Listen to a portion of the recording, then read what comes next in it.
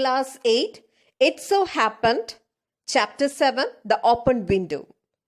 The Open Window is a 1914 short story about Frampton Nuttall, who is frightened by the fanciful lies of his new neighbor's niece Vera. While visiting his neighbors, Frampton meets Vera, who explains that her uncle and his brothers-in-law drowned in a moor 3 years ago on a hunting trip. Her aunt leaves the window open because she believes they will eventually return. When the hunters, who actually only left that morning, return, Frampton believes they are ghosts and flees. The story The Open Window was written by the famous short story writer Hector Hugh Munro, pen-named as Saki.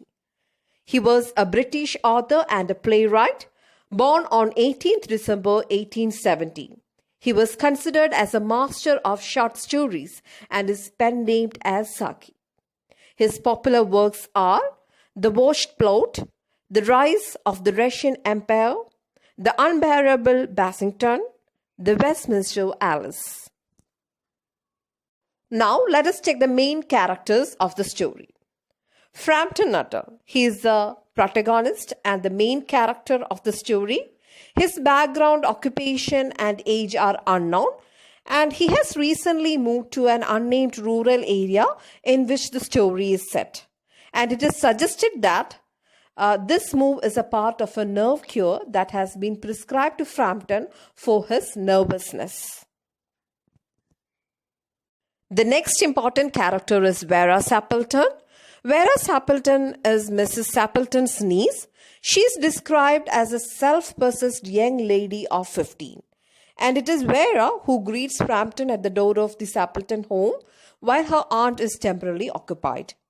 Vera is very bold and she is cunning and she is very good at making stories.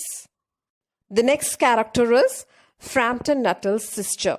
4 years before the story, Frampton's sister lived in the area Frampton has recently moved to. And she has drafted many letters of introduction in order to help Frampton to meet some of the people who is living there in that area. The next person is Mrs. Sappleton. Mrs. Sappleton is Vera's aunt and she is a friend of Frampton's sister. And Frampton knows nothing about Mrs. Sappleton in advance. Now let us start the chapter, The Open Window. As I have already said, Frampton Nuttall is the central character of the story. Frampton Nuttall was suffering from nervousness. He goes to a calm and quiet place in countryside for treatment. Nuttall's sister had told him that he would meet very few people in countryside. So he would feel very unhappy and lonely because of this. So she gave him letters of introduction to all the people she knew there.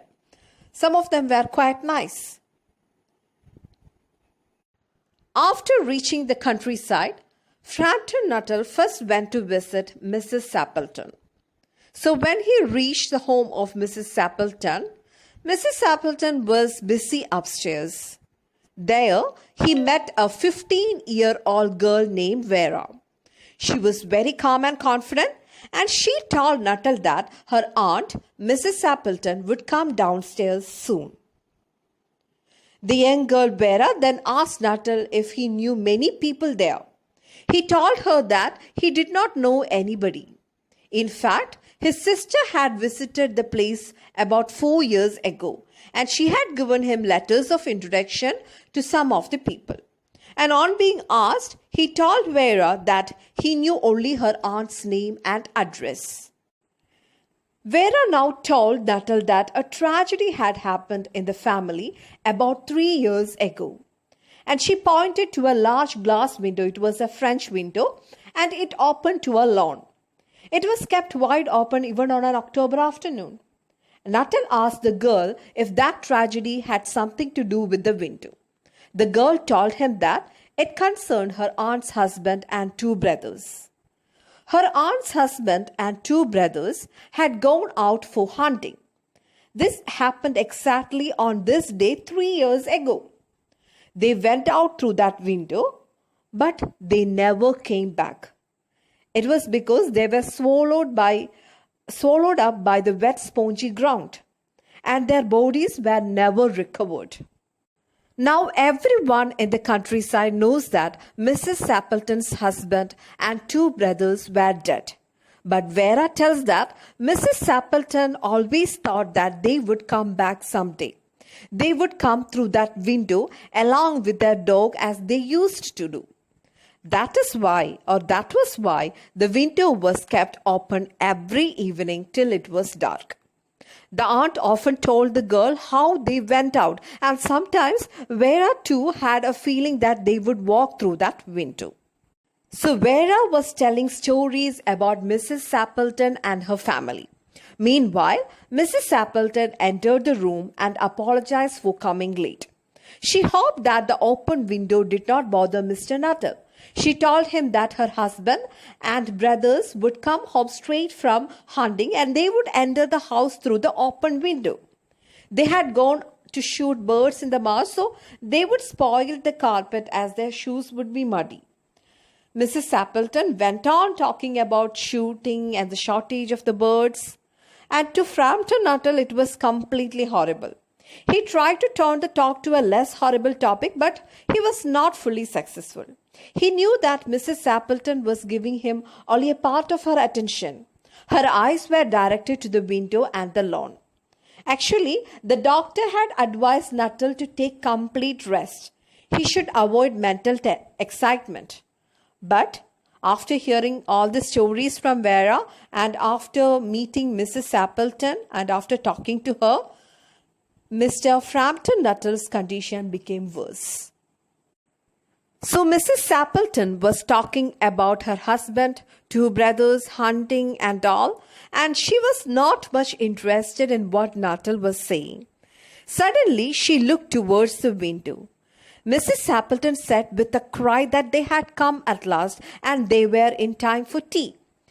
They looked as if they were covered with mud, and Frampton Nuttall trembled with fear. He turned towards the girl to express sympathy, but the girl was looking through the window and there was horror in her eyes. Frampton had also a feeling of strange fear. And it is now dark, and Frampton Nuttall could see three figures walking across the lawn towards the window. They all carried guns. One of them had a white coat hung over his shoulders.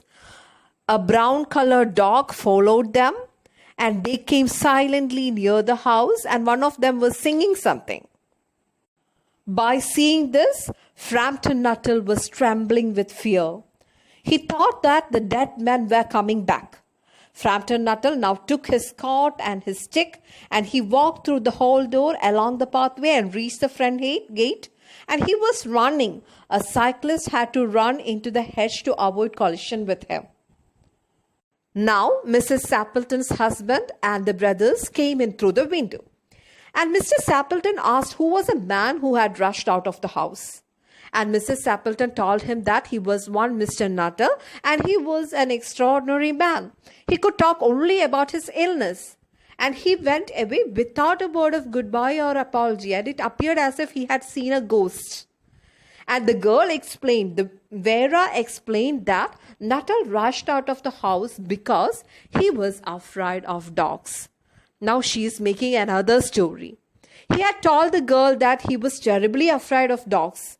Once a group of dogs chased him into a graveyard and he had to spend the night in a newly dug grave. And the dogs were growling all around him. That is why he was afraid of dogs. So according to Vera, Nuttall rushed out of the house because he was afraid of dogs. So actually, she made another story about Mr. Frampton Nuttall. Thus, Vera successfully sells her story and Frampton runs out of the house without a word or explanation. And Vera shows how well she has developed her craft when she indicates that Frampton has a horror of dogs. And she proves to be very good at telling stories and having ready explanations to cover up any deficiencies.